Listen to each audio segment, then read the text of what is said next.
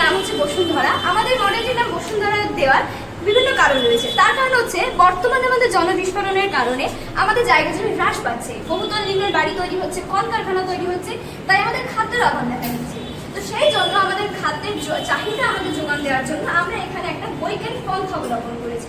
আমাদের সেই বৈজ্ঞানিক পন্থাটা হচ্ছে vertical farming and urban agriculture. Vertical farming এর মাধ্যমে আমরা বিভিন্ন পদ্ধতিতে আমরা এখানে চাষ দেখিয়েছি। প্রথমেই আমরা করেছি র্যাক সিস্টেম।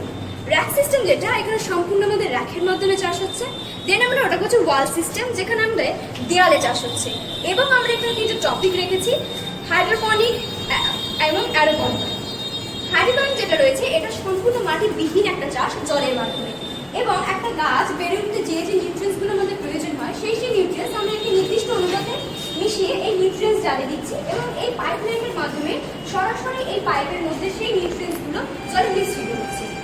এবং এখানে আমরা যে চাষটা করেছি সেটা হচ্ছে অ্যারোপনিক। অ্যারোপনিকে আমরা যে গাছগুলো নেব সেই গাছগুলোকে বিশেষ ধরনের হবে, যে সমস্ত গাছের শিকড়ে ফিলামেন্ট থাকে সেই সমস্ত গাছই আমরা এখানে ইউজ করবো, এবং এই গাছের শিকড়গুলো আমরা বাড়িতে ঝুলিয়ে রাখবো, এবং যে সমস্ত নিউট্রিয়েন্টস প্রয়োজন হবে এই গাছগুলো বাড়তে সেই সমস্ত নিউট্রিয়েন্টসগুলো আমরা জলীয় বাষ্পে রূপান্তরিত করে এই গাছে আমরা শিকড় স্প্রে করব।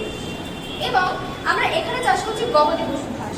এবং স্যার আমরা এখানে চেষ্টা করেছি রাসায়নিক সার ইউজ না করার জন্য, আমরা জৈব সার ইউজ করতে চেয়েছি, তাই এখানে আমরা চাষ করেছি গবাদি পশু।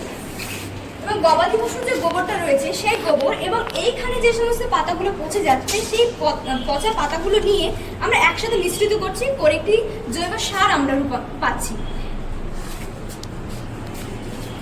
এবং স্যার আমরা এখানে তৈরি করেছি পোলট্রি ফার্ম। পোলট্রি ফার্মে আমরা পোলট্রির ডিম পাচ্ছি এবং এর মাংস পাচ্ছি। এখানে স্যার আমরা বৃষ্টির জলটাকে আমরা সংরক্ষণ করছি এইটার মাধ্যমে, এই পাইপলাইনের মাধ্যমে। এখানে বৃষ্টির জল সরাসরি চলে যাচ্ছে এবং এই পাইপলাইনের মাধ্যমে সরাসরি ওখান দিয়ে পাইপলাইনের মাধ্যমে এই গাছগুলোতে স্প্রে হচ্ছে।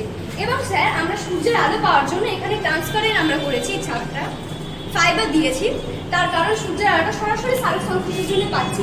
এবং স্যার আমাদের কৃত্রিমভাবে এখানে সালোক সংশ্লেষ ইউজ করা হচ্ছে।